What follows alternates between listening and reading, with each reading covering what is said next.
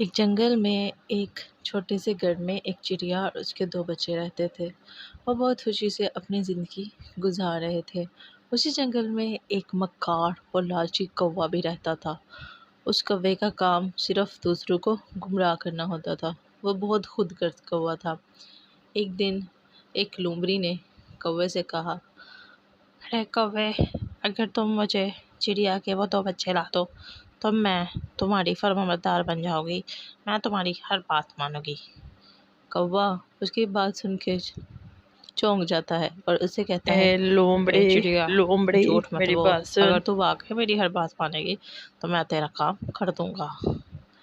लोमड़ी उसे कहती है, अरे कौवे, मैं तुझे पक्का वादा करती हूँ, मैं तेरी हर बात मानूंगी। बस मुझे चिड़िया के वो दो बच्चे ला दे, मैं उन्हें खाना चाहती हूँ। उन दोनों में ये बात तय पा जाती है और कौवा चिड़िया के घर चला जाता है और चिड़िया से कहता है, अरे अरे चिड़िया बहन, तुम कितनी गरीब हो, तुम्हारे घर में तो खाने को खाना भी नहीं है। मेरी बात मानो, मैंने जंगल में एक तरह देखा है जो बहुत फलदार है। उस पर बहुत ही फल पड़ते हैं और बहुत ही ज़्यादा फल पड़ते हैं। तुम वो फल काफ़ी ज़्यादा इकट्ठे करके घर ले आओ और अपने बच्चों को खिलाया करो। इनकी सेहत भी अच्छी हो जाएगी और तुम लोग को खाने को भी कुछ मिल जाएगा। चिड़िया जानती थी कि कौवा एक मक्कार परिंदा है, वो कभी भी सच नहीं बोलेगा, लेकिन वो उसे मना कर देती है। अरे कौवे भैया, नहीं, मुझे कहीं नहीं जाना और ना मुझे कहीं से फल लाने हैं। तुम यहाँ से चले जाओ। अरे बहन, मैं तो तुम्हें एक अच्छा मशवरा दे रहा था और तुम मुझे ही बातें सुना रही हो।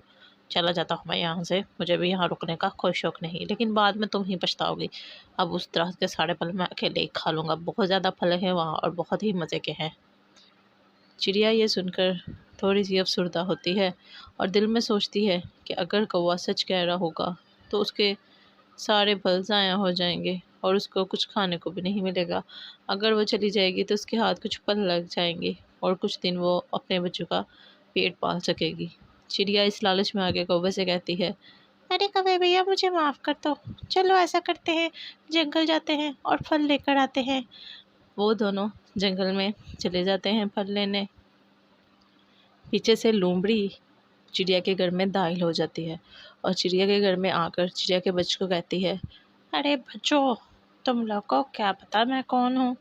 मैं तो बहुत अच्छी लोमड़ी हूँ। मैं तुम लोगों को बताने आई हूँ कि तुम्हारी माँ जंगल में खो गई है और मुझे पता है वो कहाँ है। मैं तुम दोनों को उसके पास ले जाती हूँ और तुम अपनी माँ से मिल लेना। बच्चे बेचारे नासमझ होते हैं और उन्हें नहीं पता होता कि लोमड़ी अपनी मक्कारी और चालाकी से उन्हें फंसाने की कोशिश कर रही है। लोमड़ी बच्चों को दूर जंगल में ले जाकर खा जाती है और उधर कौवा चिड़िया को लेकर जंगल में उड़ता रहता है। जब वो काफ़ी देर तक उड़ते रहते हैं तो चिड़िया उससे कहती है, अरे कौवे, कहाँ है वो दरख्त जहाँ पे बहुत ज़्यादा फल है। तुम मुझे कब से उड़ा रहे हो, मैं थक गई हूँ। अब मुझे बता दो वो दरख्त कहाँ है ताकि मैं उसका फल लेके जा सकूँ। मेरे बच्चे घर में अकेले हैं, मैं उन्हें जाकर देखूँ कहीं उन्हें कोई खतरा तो नहीं।